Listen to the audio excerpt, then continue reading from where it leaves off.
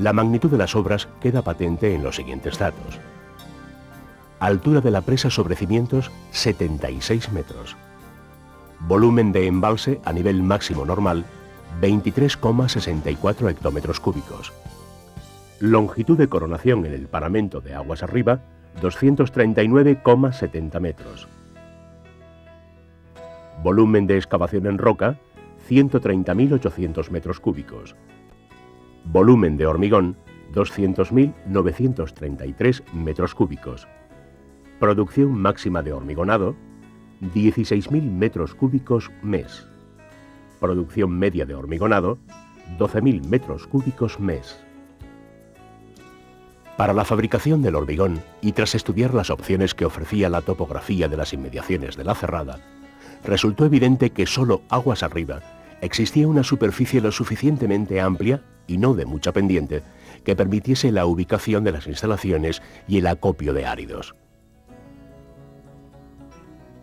Para ello, se preparó una plataforma a la cota 110, donde se implantaron los silos de cemento, la planta de hormigón, las tolvas de áridos y el equipo de fabricación de escamas de hielo. Junto a estos elementos se colocaron comedor, vestuarios, taller y almacenes. Para el hormigonado, quedaba eliminada la posibilidad de utilizar blondín una vez decidida la ubicación en planta de las instalaciones y el acopio de áridos, y sobre todo por las dificultades para cimentar el apoyo móvil en la ladera. Utilizar grúa-torre era el método prácticamente obligado en este caso. Con ello, se decidió el empleo de silobuses para el transporte del hormigón fabricado desde la planta hasta los muelles de Cazos. Previo a la ejecución de la presa, se montó la ataguía inmediatamente aguas arriba de lo que posteriormente sería el borde de la excavación, para que su coronación formara parte del camino de los silobuses, los vehículos de transporte del hormigón, desde la planta del hormigonado hasta los muelles de carga de las grúas torre. Dado que estos debían circular con pendientes suaves, la cota de coronación de la ataguía tenía que ser cercana a la del punto de carga del hormigón, por lo que se adoptó para aquella la misma que la de la explanación de las instalaciones. Coronando la ataguía a dicha cota, la 110, además de facilitar la circulación de los silobuses, permitía embalsar agua para el amasado y curado del hormigón durante el estiaje. Se estimó que para este fin debía embalsarse al menos hasta la cota 105, cota a la que se fijó el umbral del aliviadero de la ataguía. Dicha ataguía se hizo de materiales sueltos, con una sección tipo formada por un núcleo central vertical de material arcilloso, confinado por espaldones de escollera procedentes de las excavaciones, con taludes 2,5 horizontal y 1 vertical, aguas arriba, y 2 horizontal y 1 vertical, aguas abajo. El desvío del río, proyectado para un caudal de diseño de 100 metros cúbicos por segundo, constaba de la obra de derivación materializada en un aliviadero que derivaba las aguas del río interceptadas por la ataguía a un canal de sección rectangular de 5,3 metros de anchura y 2,15 de altura, cruzando la presa por uno de los bloques centrales. Para la ejecución de las excavaciones del cimiento del cuerpo de presa, se hizo necesario el empleo de voladuras, realizadas por bancales de aproximadamente 7 metros de altura, recurriendo a la técnica del precorte para afectar lo mínimo posible al cimiento.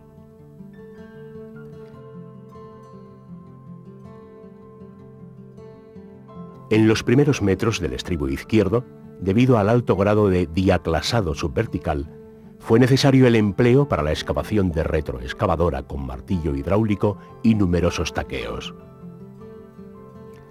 Para la excavación de las galerías en el terreno, se recurrió también al uso de explosivos, empleando en la perforación de los barrenos martillos neumáticos con dispositivo empujador.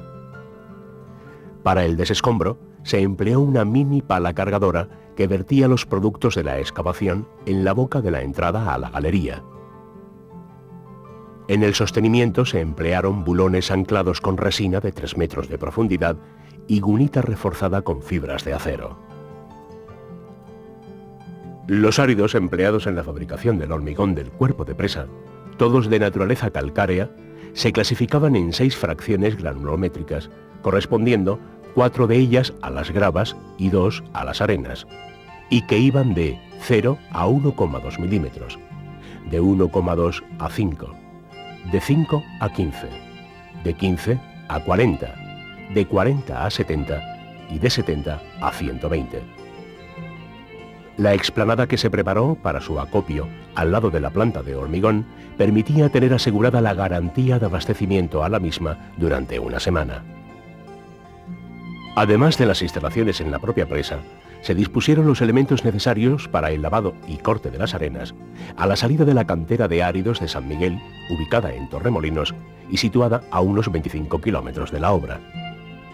El rendimiento de esta planta permitió el tratamiento, en consumo punta, de 485 toneladas de arena al día necesarias para la fabricación del hormigón.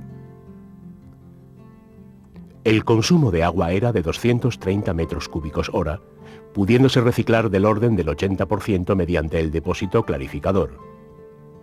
Como la arena gruesa drena fácilmente, su acopio se realizó directamente sobre la explanación. Sin embargo, para drenar las 243 toneladas diarias de arena fina fabricada, se dispusieron los 3 silos de 500 toneladas cada uno. Esto permitía mantener drenando las arenas finas las 48 o 60 horas necesarias. La planta de hormigón utilizada ha sido una Intecop Granier modelo CDM HBP 5000, con una producción de 144 metros cúbicos hora nominales y aproximadamente 115 metros cúbicos hora de media. Consta de 4 tolvas para gravas y 2 para arenas, con mecanismo de pesado en cinta colectora, cinta transportadora, 2 hormigoneras basculantes de 3 metros cúbicos cada una, 2 silos de cemento de 50 metros cúbicos cada uno y un depósito de agua. La potencia total instalada fue de 200 kilovatios a 380 voltios. El conglomerante utilizado, una mezcla de cemento tipo 145A y ceniza volante procedente de central térmica, en una proporción de 55 y 45% respectivamente, era compuesto en el momento mismo de la dosificación de cada amasada. Como complemento a los hilos de conglomerante de la planta, se utilizaron 3 hilos móviles marca Freehouse de 114 metros cúbicos de capacidad cada uno, de los cuales 2 se utilizaban para el almacenamiento de ceniza y el tercero era para el cemento. En los meses calurosos, que en la práctica fueron los de mayo, junio, julio, agosto y septiembre, se emplearon en la fabricación del hormigón y en sustitución del agua de amasado, escamas de hielo, para la refrigeración del hormigón puesto en obra. La fábrica de escamas de hielo de la marca Sabroe tenía un rendimiento de 62 toneladas al día, con la posibilidad de almacenar refrigeradas 125 toneladas. Para la carga del hormigón, las amasadoras vertían a una tolva de recepción dispuesta en una estructura que daba gálibo suficiente a los silobuses.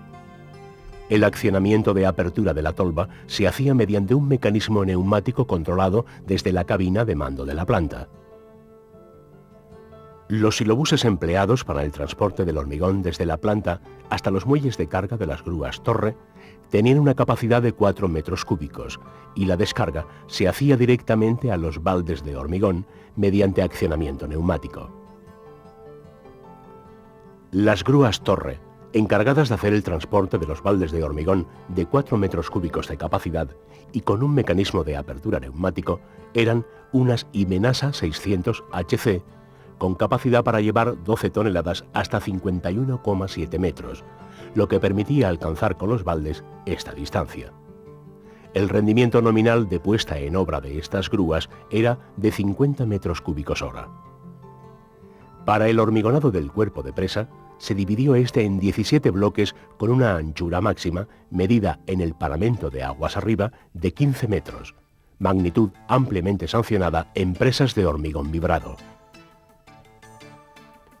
De acuerdo con los estudios realizados referentes a la evacuación del calor de hidratación, se fijó una altura de tongada de 2 metros y un tiempo mínimo de espera entre hormigonado de tongadas sucesivas en el mismo bloque de 72 horas, y entre hormigonado de tongadas al mismo nivel de bloques adyacentes 48 horas. El extendido del hormigón en cada tongada se realizaba mediante pequeños bulldozer marca Fiat Alice FD5 y el vibrado mediante una batería de 6 vibradores oleohidráulicos montados sobre una retroexcavadora marca OK.